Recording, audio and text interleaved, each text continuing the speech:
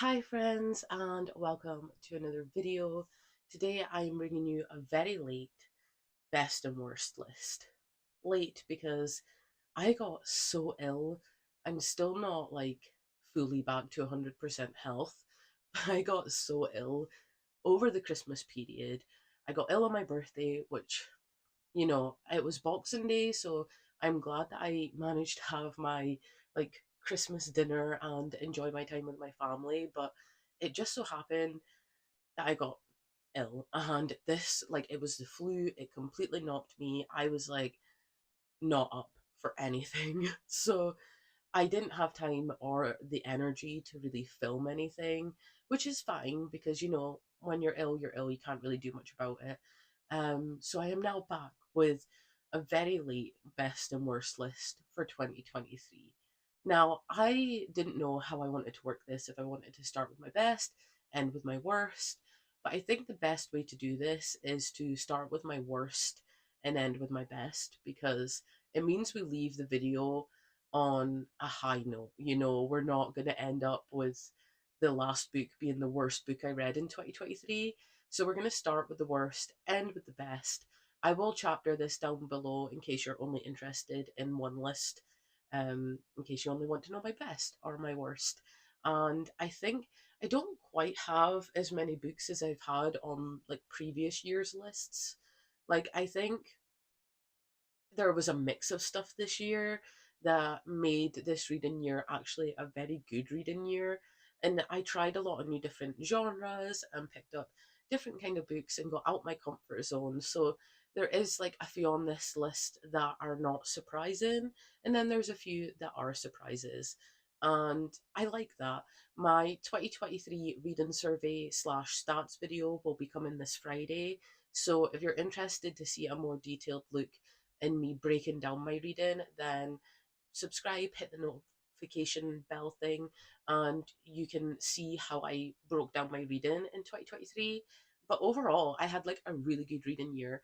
I had the best reading year of my life. I read 76 books, which is unheard of for me. I'd done this once before, and it was when we were in, lockdown. So I can do this, but this year was a mess of things. I got made redundant last year from my long standing job. And then at the start of this year, I started a new job.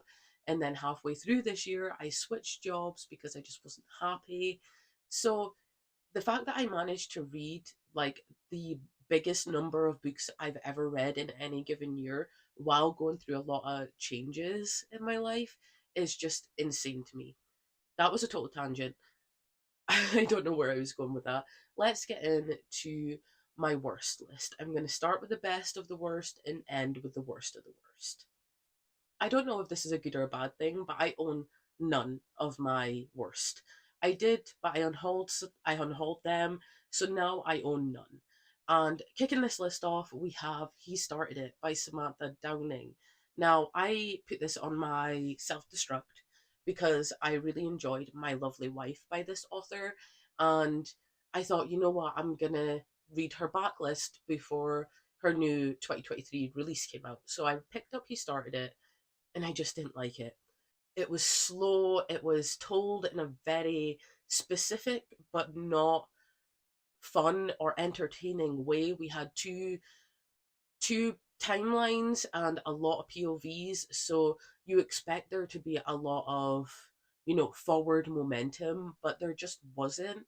None of the characters were likable, and I don't need to like a character to enjoy a book, but I just think that these characters were unlikable in a way that was grating. It was annoying, and I just didn't care.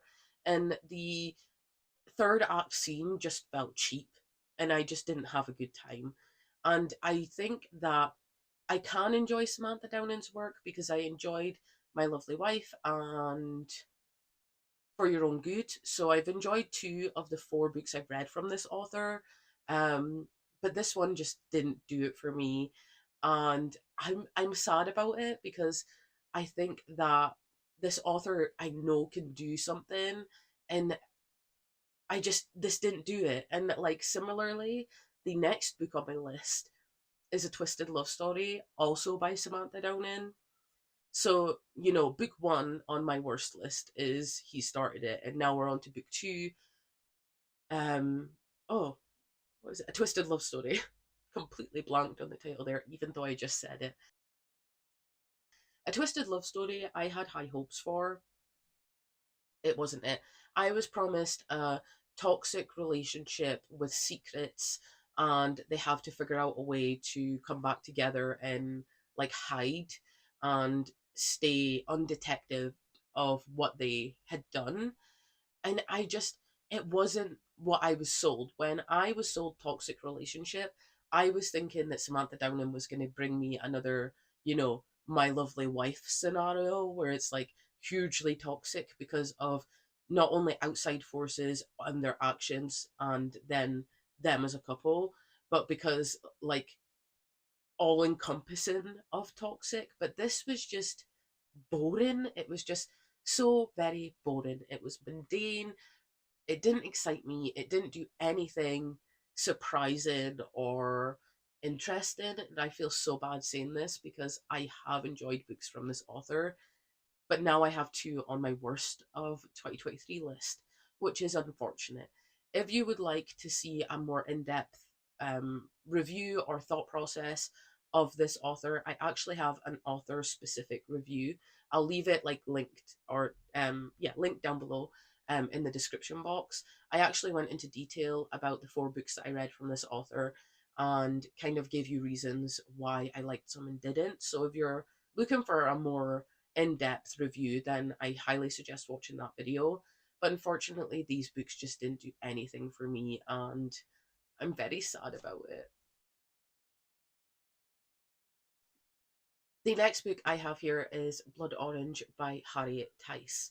Now, I read this closer to the start of 2023, so the details are a little bit murky, but I picked this up for £2 at a charity shop, so I didn't waste much money on this. So when I picked it up, I was looking for a fun, fast pace, beach thriller, and I just didn't get that. I didn't like the writing style, I didn't like any of the characters, I didn't like the plot twists. I was just kind of annoyed like through this book because I remember specifically starting to predict things that came to fruition. So, and it was very early on in the book as well. So the rest of the book was just a trudge, and I didn't like it. And unfortunately, I can't pinpoint exactly how I felt when I read it because I read it, many months ago now, but I just remember not having a good time and writing in my journal that the writing just wasn't it for me. I don't know if I would give this author a second chance. Maybe I should. I'm trying to be, a bit more um specific with my reading.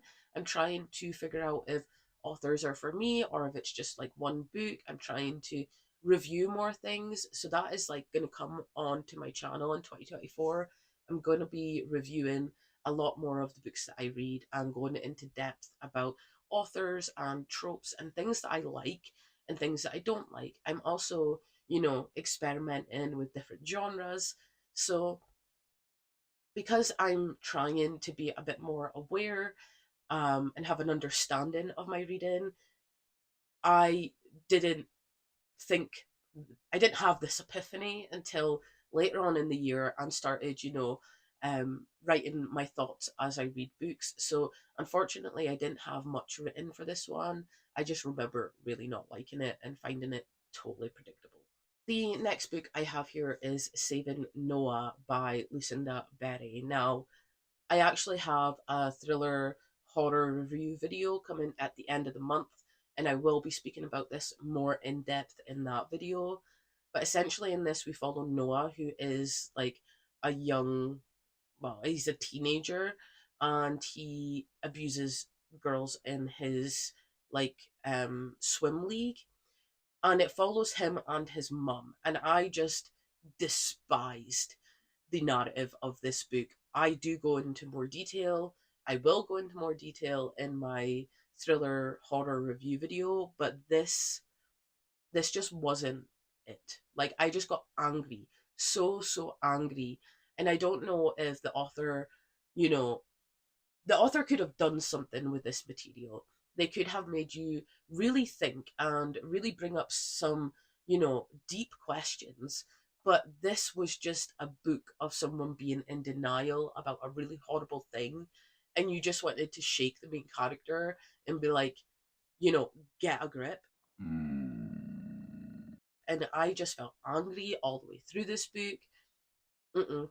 At one point there was victim shaming, and I'm like, how the hell do you how do you blame a 9-year old child? Like, like, just no. This wasn't for me. I didn't like it.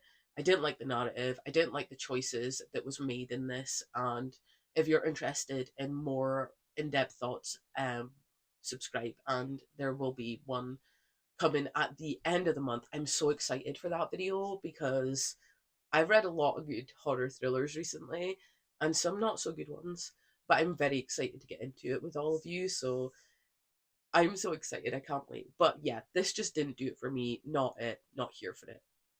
Again, this is probably an author I should maybe give a second chance to, and I think I will. I think Harriet Tyson won the fence belt, but I think, you know, Lucinda Berry, I will give another chance to, and hopefully I'll like it. The next book is Satan's Affair, and this is a novella which is a prequel to the Cat and Mouse duology. Everyone has read Haunting Adeline. I didn't personally vibe. I DNF'd. Um, I just couldn't get on board with it as a romance, and that's fine. Like, I don't have issue. The reason that it's not on my worst list is because I try to only put one DNF on this list because I feel like, if I'm rating a book as my worst, I want it to be a book I've read to completion. And the book that I DNF'd on this list, I did read to 80%. So I feel like it's valid. Even though I think a DNF is a valid rating in and of itself, I still only wanted one DNF. So I DNF'd Hunt and Adeline. I read Satan's Affair before I jump into the Cat and Mouse duology. I didn't like this. The fact that the main character was a grown woman acting like a child just gave me this really weird feeling that I did not like because of the situations that she's in. Like, it wasn't something that I could like, it just wasn't enjoyable. And I think that's the thing. Like, I can go dark, I can do dark, but it has to be enjoyable. It has to have like a plot. This book just gave me the ick because there's this grown woman in this really dark setting who acts and talks like a child, and it just gave me the ick. And I was just like, I didn't like this. I didn't like this. And then I had higher hopes jumping into Haunt and Adeline. But there's specific reasons why I didn't like that book, and I think that that's fine. I have plenty of other dark romances that I can, pick up instead of picking up this really hyped duology. So if you have any dark romance recommendations, please leave them down below because I will give anything a try, even if I don't end up liking it, like Satan's Affair or Haunting Adeline. I'll still give it a bash because you never know. The next book I have here is Mr. Magic by Kirsten White. Ugh, Hyde was on my worst of 2022. I was so let down by this book, and I gave this author a second chance because Mr. Magic sounded really good. It sounded like I was going to get this, you know, long lost cast members coming back together on this, set that was cursed, and there may be like a paranormal element. I thought I was getting like, the cursed exorcist, or, I thought I was getting something, and I just didn't get any of it. Like, didn't like any of the characters. Like, I didn't hate them, but I just didn't like them. I didn't care about them. And this has a very similar plot to Hyde, and Hyde's plot didn't do it for me, so I have no idea why this plot would do it. It was just lackluster. It was just lackluster, and I just didn't vibe. And I think, given that Mr. Magic was a second chance for this author, I think that I'm done, picking up Kirsten White's horror books. And that's okay because there's plenty of other horror authors out there that I probably will mesh with better. I did try again with this author, and this just didn't do for me. unfortunately. There was something there in the Mr. Magic spectacle. I just wish that the plot went a total different way. I wish that the cast of characters were a little bit different than what they were, perceived. I don't know. Like, it just didn't work. It didn't work for me, and I don't think I will be picking up any more Kirsten White horror books. Now, getting into the last two books on my worst list. How to Sell a Haunted House by Grady Hendrix. I was so excited for this book. So excited. And I was let down. This was kind of ridiculous and not in a way that I could get on board with. I don't mind a ridiculous book or a ridiculous horror, but I just couldn't get on board with this. Like, it was so silly. And the writing was still good. Like, I will try Grady Hendrix because I really enjoyed Horror Store. I really enjoyed My Best Friend's Exorcism, but I didn't like this. This wasn't for me, and that's fine. I keep saying that like it's not fine, but it's just I understand why people can enjoy these books. I just didn't personally. But for this, it just came across as too ridiculous, and I wasn't scared. I was entertained. I will say that. Um, but not in the best way. Like, it just wasn't scary. It wasn't, you know, they could have went really camp and made it like over the top funny, but they just didn't. And then like there was a few elements that I was just like, okay, like there was a POV shift somewhere around the third act mark that just didn't make any sense. And there was like the dynamic between the brother and sister just felt like underwhelming, like unfinished. Yeah, I didn't like this. I thought it was a bit ridiculous, and I would have liked if it was going the ridiculous route to go like over the top, absolutely meant to be, but it didn't feel like it was meant to be. It just felt like it fell into that category, unfortunately. I will keep trying Grady Hendrix because I've enjoyed two books I've read, and I've not enjoyed two books. So I enjoyed Horror Store and My Best Friend's Exorcism. I didn't enjoy the Southern Book Club's Guide to Slaying Vampires. That's Grady Hendrix, right? I'm pretty sure it is. And now How to Sell a Haunted House. So I will be picking up Grady Hendrix 2024 release. Maybe that will be kind of similar to Samantha Downing. Maybe that will be the catalyst to see if I pick up more from these authors. It would be my fifth book, having a two-way split with their four books I've read previously. And then if I like the fifth one, I can continue picking up the author. If not, then I just kind of call it a day because it would mean I'd read more bad books from them than good books from them. Maybe that's something that will come to you in the future. Now, to get on to the worst book I read this year. Ugh, I hated it. I hated it. I absolutely hated it. Broken Dolls by Meek Watson. I don't know how to say the author's name. I'm so sorry. This was disgusting. This was absolutely vile. I did not enjoy this. I like started a foray into disturbing extreme horror books this year. And I found a few that I really enjoyed and vibed with, and I found a few that I didn't. This fell on the absolute burn in hell list. I hated this. Oh, I don't even know how to talk about this because I don't want to come across like I am, being really harsh to the author, but also at the same time, this was torture porn, and I didn't like it. I need to have a plot with my gore. I've noticed having this like foray into the darker side of fiction. I need a plot. I need something that I can root for. I need a character that I can root for. I need some kind of, thread that I can follow through a story and be like, okay, this is why I'm reading this. I didn't have that with this. Also, I feel like I set myself up on the wrong foot because I thought we were going to get a story of a mum going feral to protect her child from an intruder. We didn't get that. Didn't get that at all. We just got torture, and I was just like not here for it. I just couldn't do it. This is the book that I DNF'd at 80%. I felt sick, and I've noticed as well that like I can't really do a lot of bodily fluids. I can do gore. I can do Like I read Gone to See the Riverman and The Groomer, and I can do gore, just not gore like this. This was too much for me. There was so much, so much going on in this book. For being such a short book, I just couldn't. I couldn't even make myself finish the last 20%. I felt dirty. I felt like just oof, oof. This book did not make me feel good. Um, and it's interesting, like I don't think that I would give this author a second chance because I have heard from a friend that their work includes more of kind of the same um shock horror gore, and I just don't think that's for me. I think I need a plot with my horror gore, and that's fine. And because I'm new to the extreme horror genre and I'm new to you know, the world of darker fiction. Maybe this would be someone else's cup of tea, your cup of tea. This was just not it for me.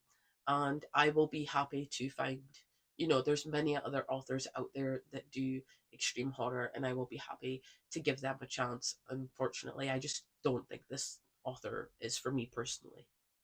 Now, to get on to the best part of this video, my best books, because this is the fun part. This is what I get to when I get to talk about all the books that I loved.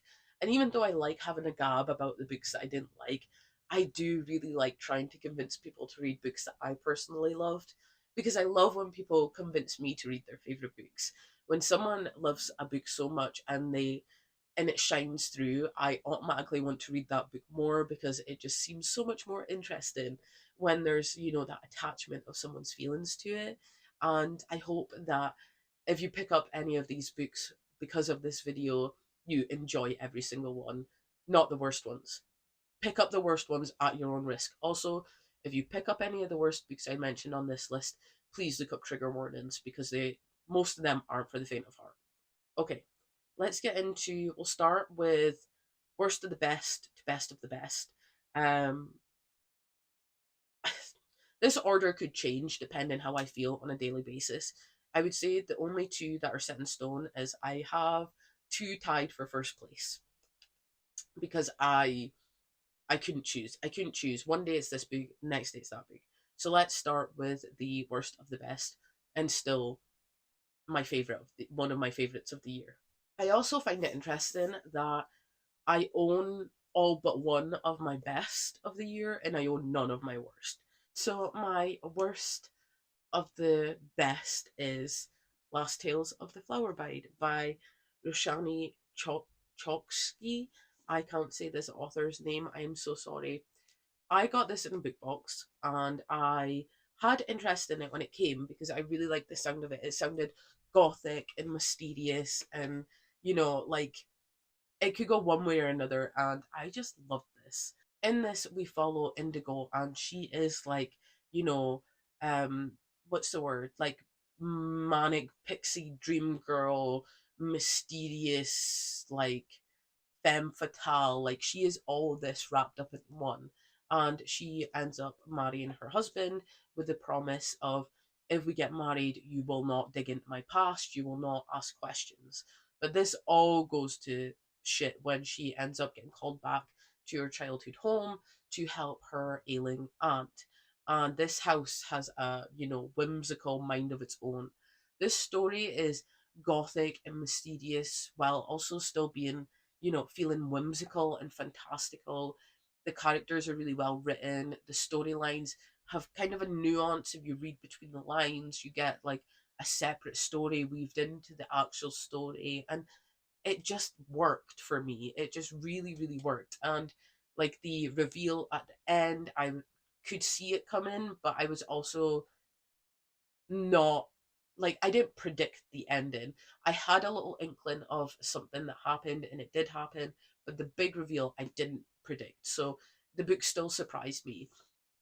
I just think this is one of those books, if you're looking for like a gothic, dark time that has, a whimsical element, that has nuanced conversations woven in through the story, you would really enjoy this. I'm quite sad because when I look on Goodreads, I see that this doesn't have the best of ratings, and I completely understand that because this book will either work for you or it won't. It's one of those that is very specific in the way that it's told and the, you know, kind of genre that it's in. So I do believe if you pick this up, you're either going to like it or you're not going to like it. I just ended up loving it, and I want to return to it. I want to reread it and see if I like it just as much the second time, or to see if I like it more now that I can pick up on the little bits that will be weaved into the story now that I know the reveal. I have like some tabs in here. Maybe I can read something. Um, It was the first time I understood that beauty has its own power. Beauty transformed. Its presence could coax ambrosia from sour fruit or take an ordinary rained upon sidewalk and do it with diamonds. I wanted beauty to touch me, change me, declare me worthy of its notice. I just love the writing in this. We have A Psalm for the Wild Boat by Becky Chambers. Ooh, it's been a minute since I filmed.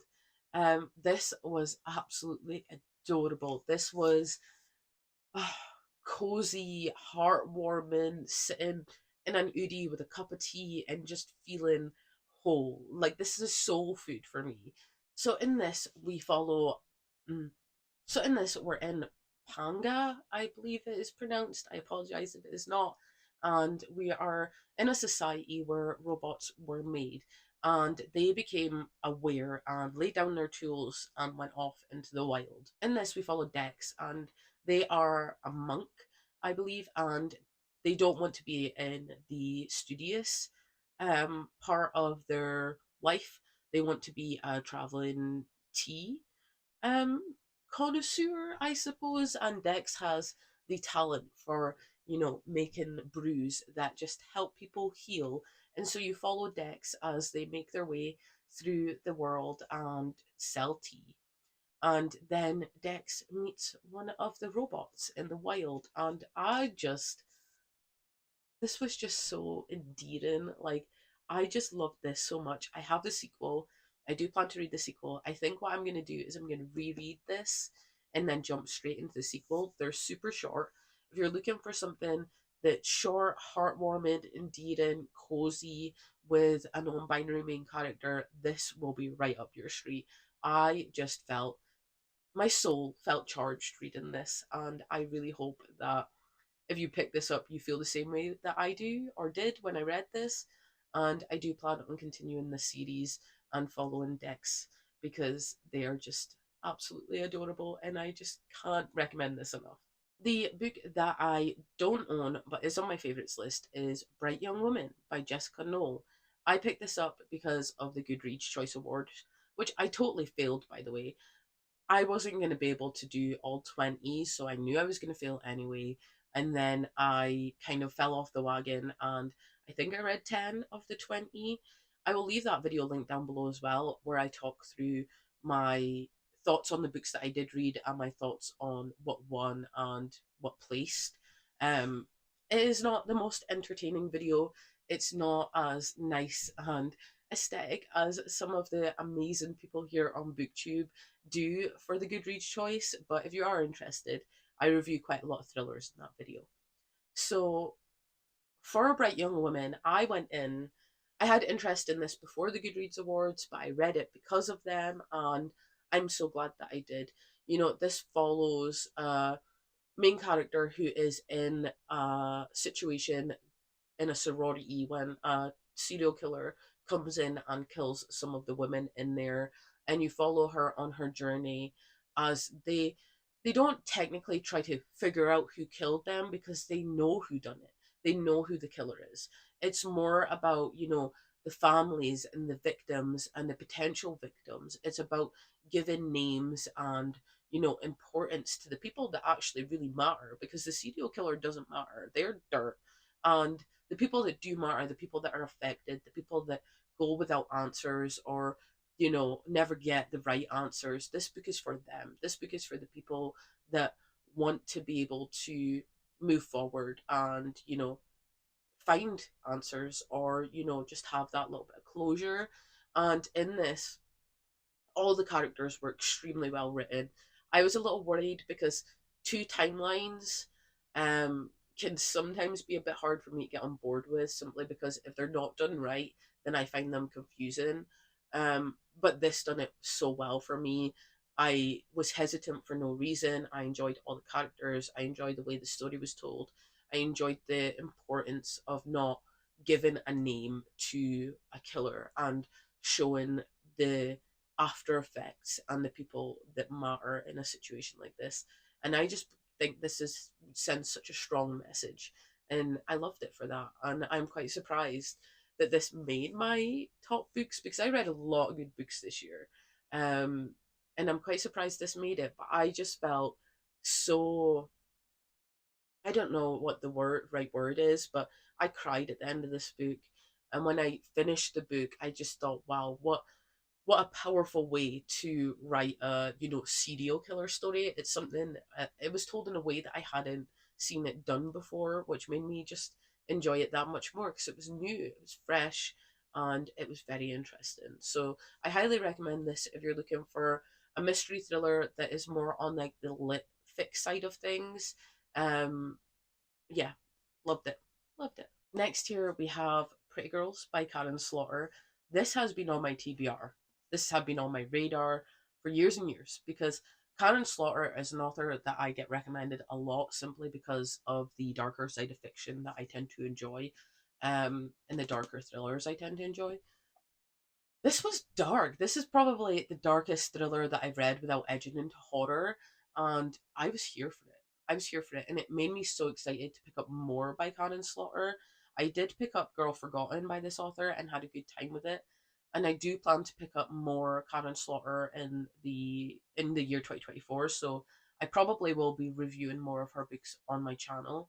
Um, but this one specifically follows this woman, Claire. Yeah, Claire. And she has like the best life. She is living her best life. Married, beautiful house, and everything's going well until she and her husband are mugged and her husband died. And she then has to deal with the fact that she lost her husband, but also the house that they live in was created and built by her husband. So literally, like, she is walking around blind because her husband done everything for her, but there was a reason for that, because he had a lot of fucking secrets, I tell you. And some of them, all of them, are just not secrets that you ever want to find out about anyone that you know.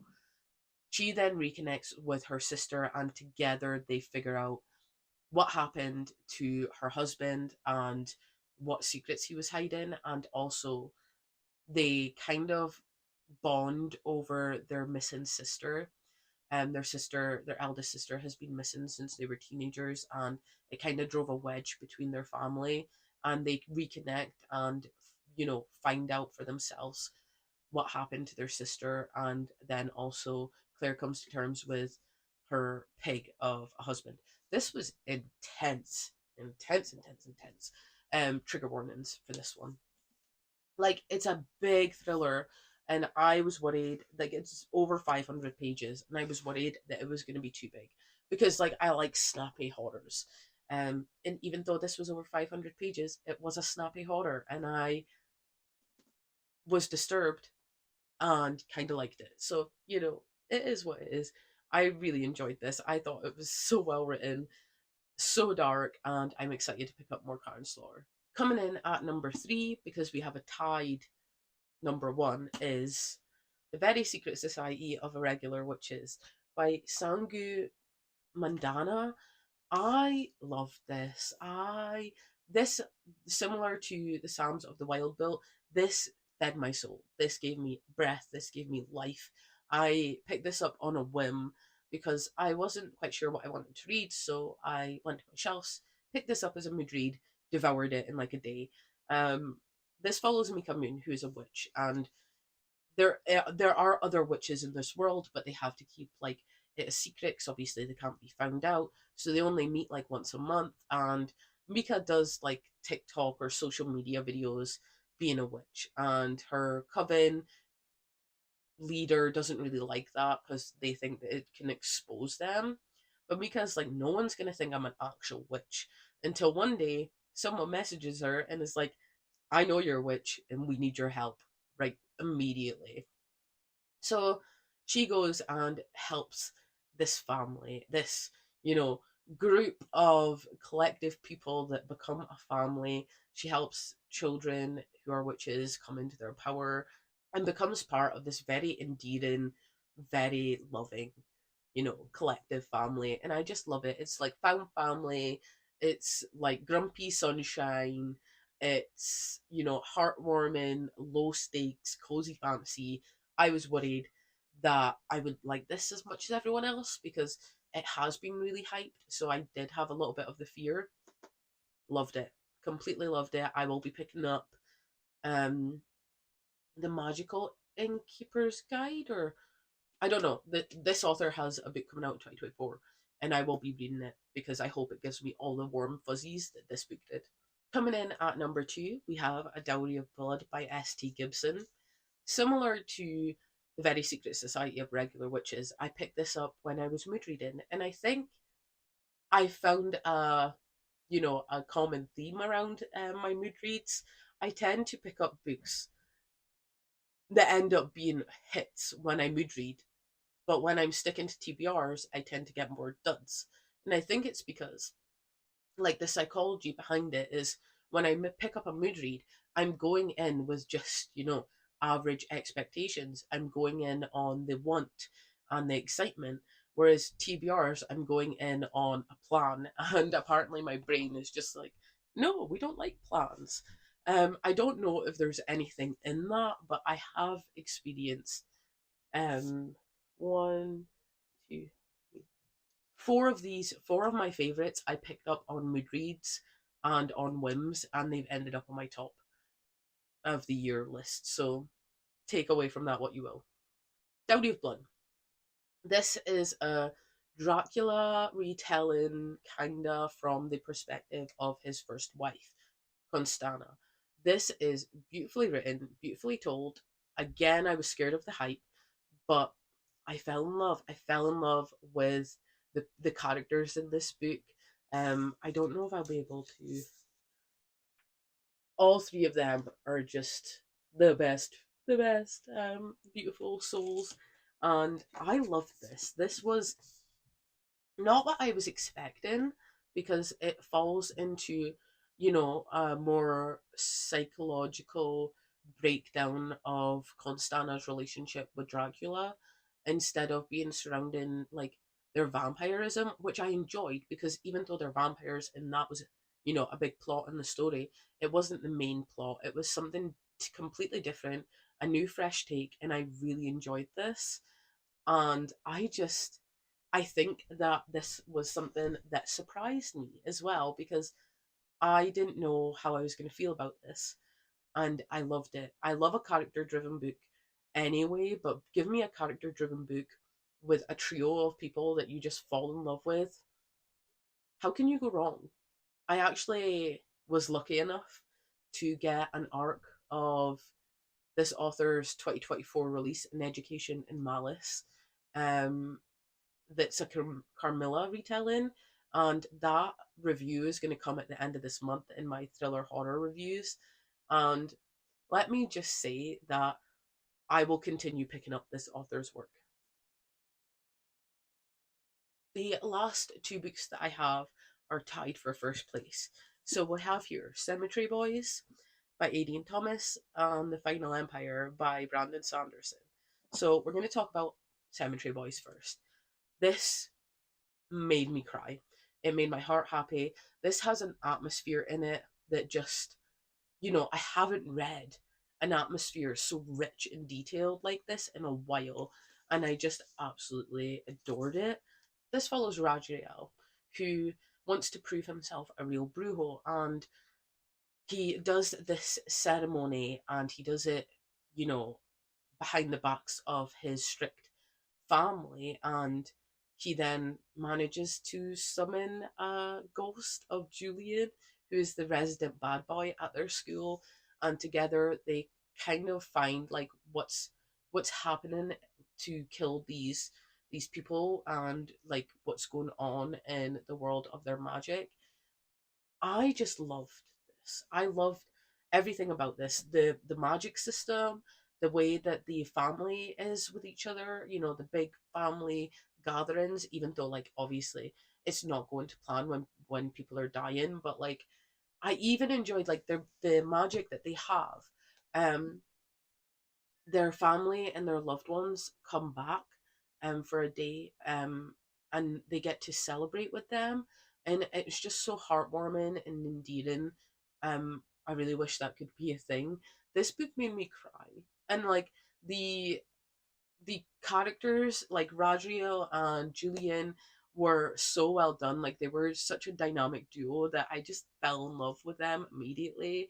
And Maritza, who is Radriel's cousin, was just like these characters. This is how you write characters. They were vivid. They were real. It was like they were sitting in your room, telling you this story, and I just fell in love. And I can't wait to pick up more Adrian Thomas in the future. And then my second first book of the year is The Final Empire. This could not make my list. I read this, I devoured this, I loved this. I moved on to the sequel. In this, we follow. What can I say about this? And don't give too much away. In this, we follow Kessler, who is Mistborn, and he is sick of the way the world is, with the Lord Ruler at the hest and the Ska working in the ash fields. He decides it's time for a change. He is sick of the way the world is. So he and a ragtag group of misfits and orphans and everything in between come together to try and put a stop to the way the world is and to free the Ska, essentially. Love this. Absolutely love this. Characters were well written. The world in this is so well done. The magic system is a very strict magic system, which I enjoyed. It was something that I could really think like there was a lot of effort and a lot of, thought put into the magic system, and I loved that, and I loved, being in this world because it very much is an epic fantasy, and especially when we get to book two as well. There's a lot of elements that come into play. This would make a great TV show. I think like I've never read Lord of the Rings, and I couldn't specifically say, but when I read this, it made me want to go watch the Lord of the Ring films. Not that there's like any like crossover of ideas, just the epicness of the Lord of the Rings like gave me that kind of epicness feeling, and I bloody loved it. It just fed me. It fed me, and I'm here for it. I cannot wait to continue. I am now on The Well of Ascension, which is the third book, which is the final book in the first trilogy, and then I think I have a bridge book before I get to the second Mistborn trilogy. Loved it, here for it. I'm now really excited to go into Brandon Sanderson's other work because I was very intimidated by this author simply because he is well loved and his work is, well received. And his books aren't small by any means, and I was worried they were going to go over my head, being fully honest with you. But loved it. Loved it. So glad I read it. So glad that I'm no longer intimidated by this author, and I will be reading the third Mistborn book in 2024, and I hopefully will be reading outside of the Mistborn world by Brandon Sanderson also. So that is all I have for you today. My worst, my worst books of 2023. I hope you enjoyed this. I hope you take some recommendations. I hope you steer clear of some books that just don't sound like your cup of tea. If you have any recommendations of your best books that you read this year, leave them in the comments down below. And I will see you on Friday with my breakdown of my 2023 stats and answering some questions that I think you will be interested in.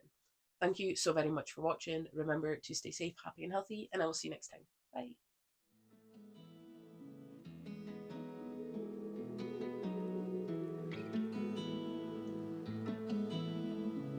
Pick it up from the top, hit